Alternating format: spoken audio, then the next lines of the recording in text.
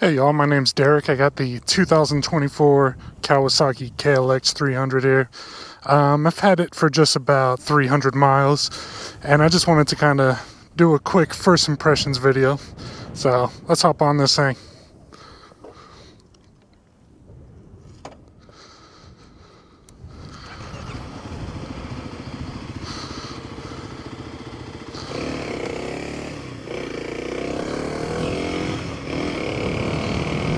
So first and foremost, this thing's an absolute blast.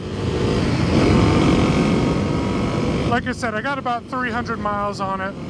I wanted a bike that I could use on the roads to get to the trails. I'm not really using this as a daily commuter. I'm not really using this thing on the highway. You know, this bike is just pure, simple, relatively cheap fun. I think MSRP on these bikes is just a little over $6,000. After dealer fees and everything, I think I paid $7,000. But, you know, I plan on having this bike for many, many years. And honestly, I just wanted a bike that I could beat up and have fun on and not worry about things breaking.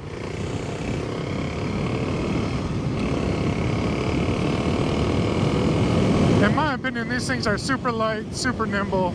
I've heard people complain that it's a heavy bike, but you're gonna have no trouble whipping this thing around corners and going through single track.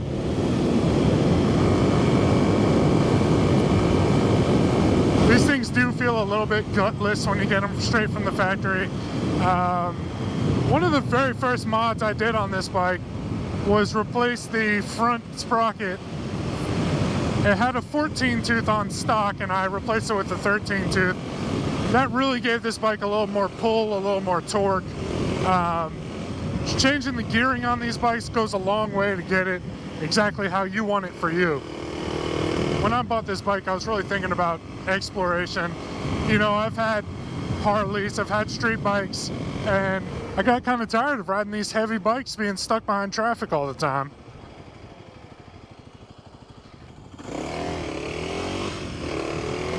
And there's nothing better than being able to take this bike literally anywhere you want to go. A couple complaints people say right out the gate.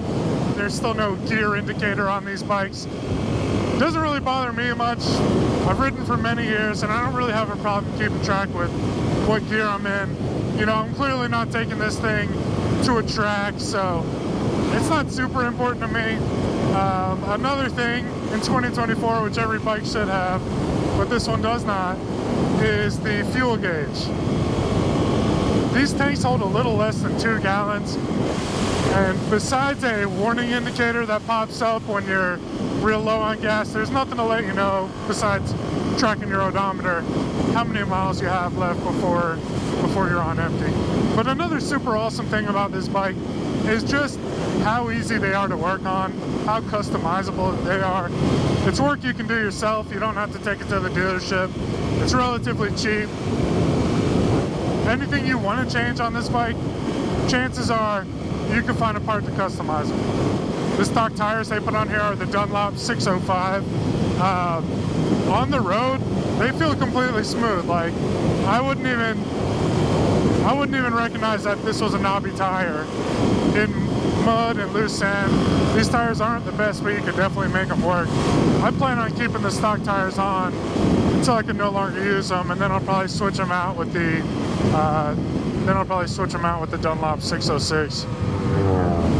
If you're looking for a bike to cruise through town with, run some errands, this thing's not going to let you down. Me personally, I prefer to stick to Backroads when I ride this bike.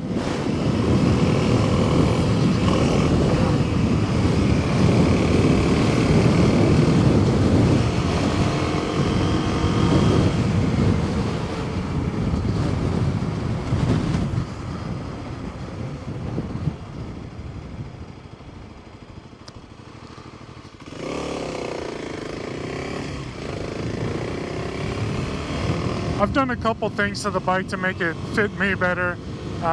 Changed out the handlebars, changed out the foot pegs, worked on the suspension, but I plan on doing a separate video to show you guys everything I have done.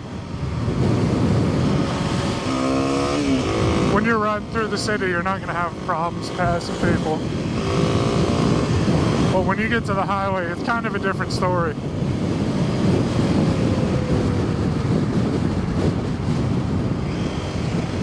So I'm getting on the highway here.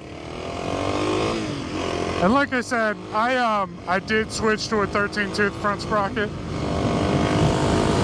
which makes it even more difficult to ride this thing on the highway.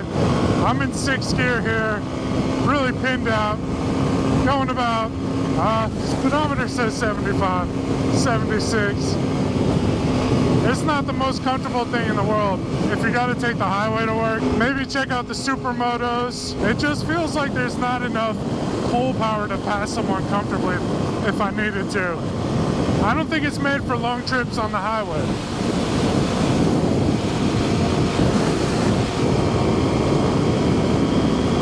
Something went wrong with this Insta360 Go and it won't connect.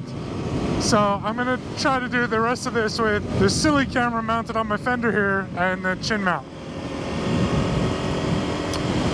So the real reason I bought this bike was to do some off-road fun. And I've had so much fun on this bike doing so. I've done hill climbs. With stock gearing on hill climbs, a lot of times you gotta keep it in 1st gear.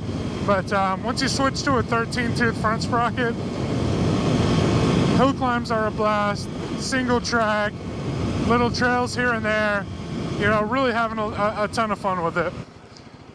When it warms back up, I plan on making a ton of content with the trails around here.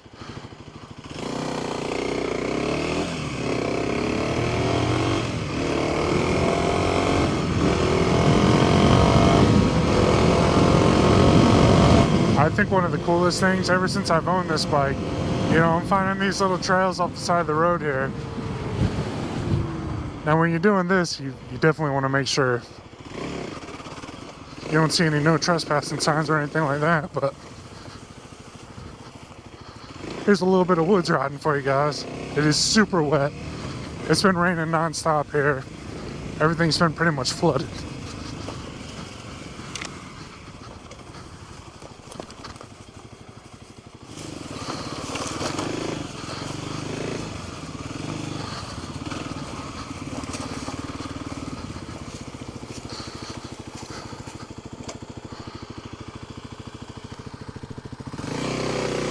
Oh yeah, this is completely flooded.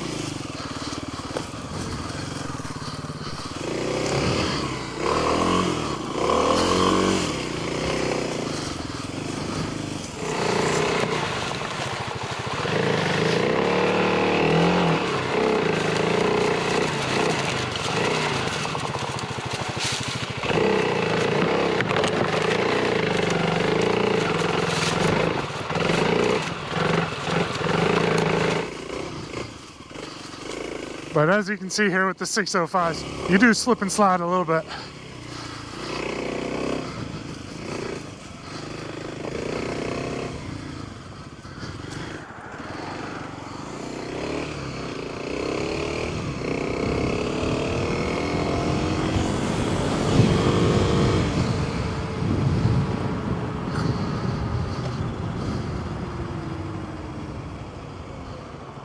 I know it didn't show much on the trail riding side of things, but like I said, it's been raining non-stop here for a couple days now, and everything's just a little too wet.